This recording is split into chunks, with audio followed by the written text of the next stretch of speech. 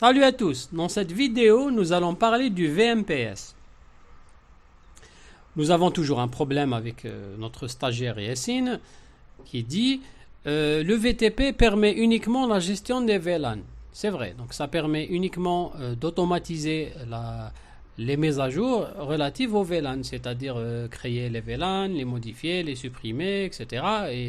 Et le faire uniquement sur le VTP serveur, et puis ce serveur-là va se charger de les envoyer aux autres. Mais son problème, c'est comment affecter automatiquement des machines à des VLAN. Donc le faire de manière manuelle, c'est encore difficile à réaliser. Manuellement, on ne le sait pas. Yassine est optimiste, il dit que j'ai peut-être une autre solution. Il devient content, on verra ce qu'il va nous proposer comme solution. Avec VTP, on a vu que ça permet de gérer des VLAN, c'est-à-dire au niveau d'un switch, on travaille sur un switch serveur qu'on avait nommé serveur VTP, dans lequel on a créé des VLAN et c'est chargé de les envoyer aux autres. Mais avec VMPS, à vrai dire, il va nous permettre de résoudre l'équation suivante. Quand un PC est branché à un switch donné, donc ce switch-là, il va avoir la possibilité de dire PC1 affecté au VLAN 20. Comment il a pu constater ça? On verra. Alors, quel est le principe de fonctionnement d'un VMPS? Donc VMPS, c'est un service créé par Cisco qui est chargé de faire correspondre des VLAN à des adresses MAC. Là, nous n'allons pas nous intéresser au port du commutateur qui était affecté à des VLAN avec le système de VLAN classique. D'ailleurs, on avait fait des manipulations sur ça. Là, je vous invite à regarder la partie manipulation VLAN statique. Mais nous allons nous intéresser à affecter des VLAN à des adresses MAC, c'est-à-dire directement à des machines. Voilà. Donc la gestion dynamique des VLAN nécessite la maîtrise, c'est-à-dire pour qu'on puisse travailler avec un serveur VMPS, on doit maîtriser les VLAN de niveau 2 avec VTP, c'était le cours précédent, et le protocole VQP dont on va voir le principe de fonctionnement plus tard.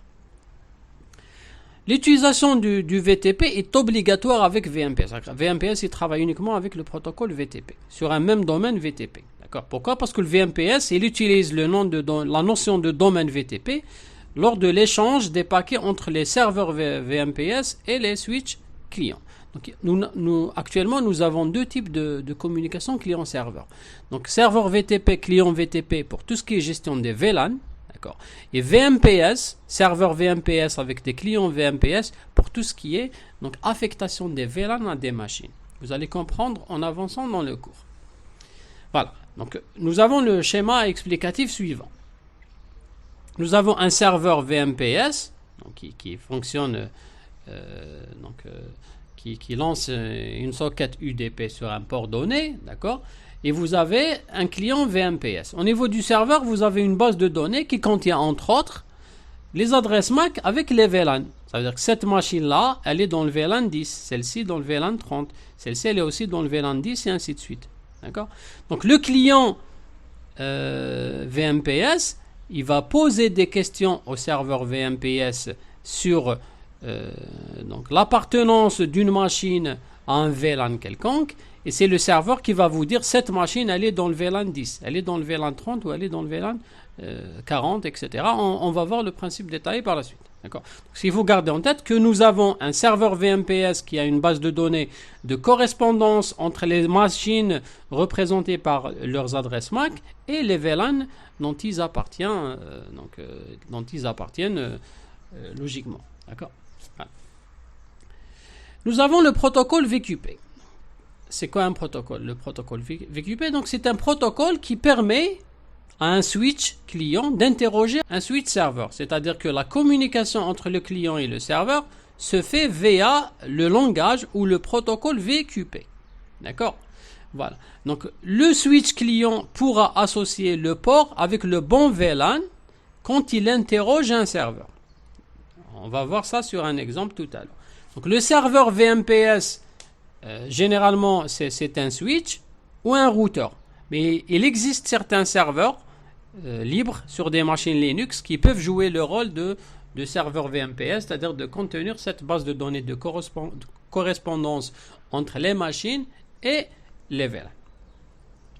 Donc le VMPS, il est basé sur une architecture client-serveur. Nous avons un serveur VMPS et un client VMPS. Donc il permet de gérer automatiquement, pas les VLAN, parce que ça a été réglé par le VTP. Il permet de gérer l'affectation des machines à des VLAN. D'accord ? Donc la communication entre un client VMPS et un serveur VMPS se fait via le protocole VQP pour query, c'est-à-dire pour requête. Voilà. Vous avez le serveur VMPS avec sa base de données. Quand une machine vient d'être branchée à notre client VMPS, c'est-à-dire à un switch quelconque qui n'est pas serveur, ce client va contacter le serveur et va lui dire à quel VLAN, d'accord, appartient cette machine. D'accord. Le serveur, il va lui dire c'est le VLAN X.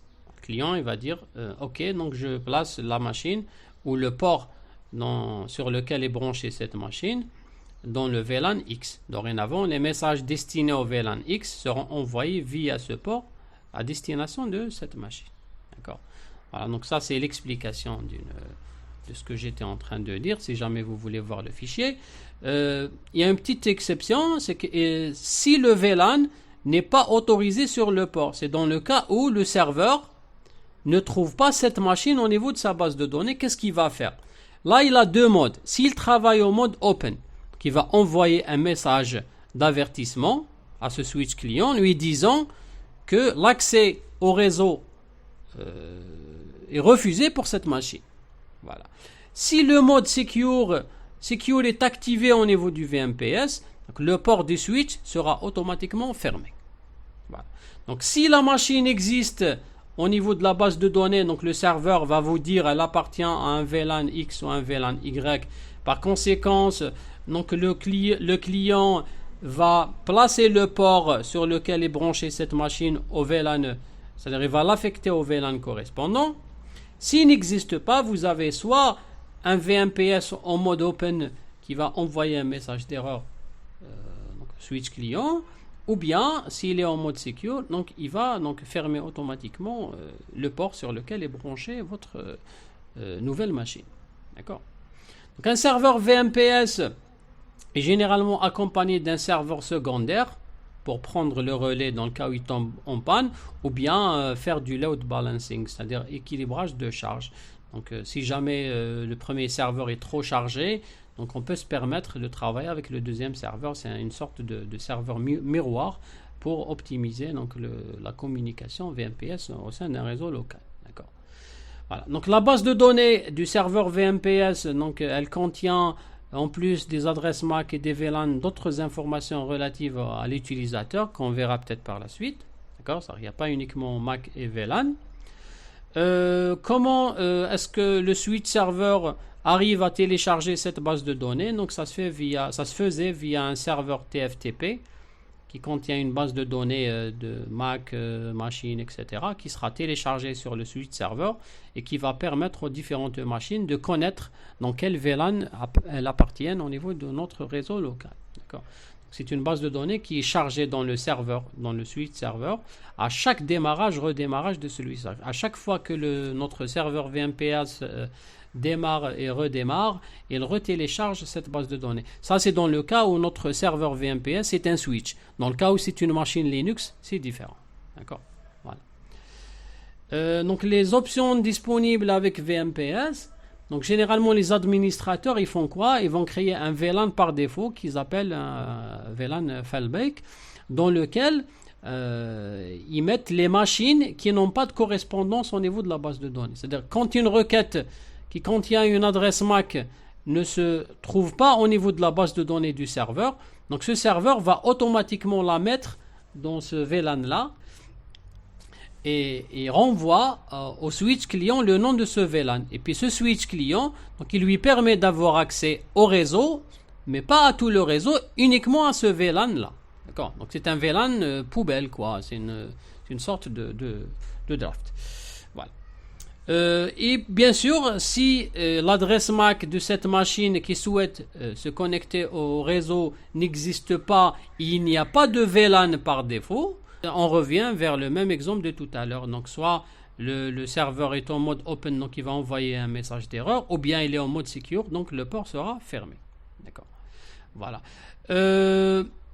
Pour des objectifs de filtrage, il y a certaines machines qui sont déclarées au niveau de la base de données du serveur VMPS, mais qui n'ont pas de VLAN, c'est-à-dire qui sont gardées vides. D'accord. C'est pour leur interdire l'accès aux structures internes de l'entreprise. D'accord. Donc, et là encore, si l'adresse MAC se trouve dans cette base de données qui a des VLAN vides, donc c'est toujours le mode open ou le mode secure qui sera donc utilisé, soit envoyer message d'erreur ou bien fermer le port sur lequel est branché ces machines-là qui existent au niveau du VMPS mais qui n'ont pas de VLAN. Donc c'est comme si on avait fait un filtre, c'est du filtrage. Voilà. Voilà. Par rapport à la configuration du serveur, donc on va essayer de voir plus tard un serveur VMPS sur machine Linux, d'accord, qu'on appelle OpenVMPS. Donc, qui est compatible avec les suites Cisco. Donc, c'est une version de Linux qui contient donc ce serveur-là. D'accord. Donc, la base de données n'est pas téléchargée via TFTP, mais c'est directement notre serveur Linux, qui a la même syntaxe que les commutateurs VMPS. Donc, le fichier de configuration dans lequel on va enregistrer la base de données, c'est le vmpsd.conf. D'accord. On peut utiliser un fichier externe à condition de donner le chemin du fichier de configuration, donc avec l'argument -c, voilà, sur la commande Linux. Donc ça c'est globalement le contenu du fichier du fichier de configuration OpenVMPS, de la base de données, qui a d'autres informations, comme on a dit, le domaine VTP qui est indispensable avec le VMPS. Et puis après, vous avez le nom du VLAN et les adresses MAC qui appartiennent au VLAN, qui représentent la correspondance entre les machines avec leurs adresses MAC et les VLAN. Donc, c'est le contenu de la base de données. Donc, on essaiera de faire un TP sur ça. D'accord. Donc, la configuration des switches clients VMPS se fait en deux étapes. Donc, il y a une configuration générale du VMPS et il y a une configuration des ports. Voilà. Donc, en matière de configuration générale, donc on doit déclarer au niveau du switch client l'adresse IP du serveur principal, rappelez-vous. Aussi celle du secondaire, dans le cas où le premier tombe en panne ou il est trop chargé, on donne le serveur alternatif, d'accord, une solution alternative. On peut choisir le temps entre deux requêtes, c'est-à-dire attendre 120 millisecondes par exemple. Si on ne reçoit pas de réponse, on renvoie la requête, d'accord, reconfirmation de la requête. On peut même spécifier le nombre de requêtes avant de passer au secondaire, c'est-à-dire là ici retry 3 fois, ça veut dire que je contacte le VMPS principal 3 fois. S'il ne me répond pas, donc je passe au serveur secondaire. Donc c'est la signification de 3. On peut vérifier les paramètres VMPS précédemment saisis donc, par la commande show VMPS, et là vous allez voir les différentes configurations, l'adresse IP du primaire, du secondaire, etc. Donc ce sont des commandes que nous allons taper au niveau du client, parce que le serveur on fait rien, donc il a la base de données, il est configuré sur un numéro de port et il attend les requêtes des clients. Donc ça c'est des commandes qu'on va faire sur les clients. Sur les serveurs il n'y a rien à faire, il a une base de données qui est déjà prédéfinie. La configuration des ports, bien sûr, au niveau des ports des switches clients, nous allons accéder à chaque port et le déclarer dynamique. Dynamique, c'est pour automatique. Ça veut dire que ce port-là, il va recevoir automatiquement un numéro de VLAN selon ce qui existe au niveau de la base de données du serveur. Donc, on ne va pas mettre comme d'habitude un VLAN statique. Là, on est dans le dynamique, c'est automatique, c'est selon la base de données qui existe au niveau du serveur VMPS. Voilà. On peut observer la configuration donc, par la visualisation du fichier running config, donc par la commande donc show running sur l'interface sur laquelle vous avez déclaré un port dynamique.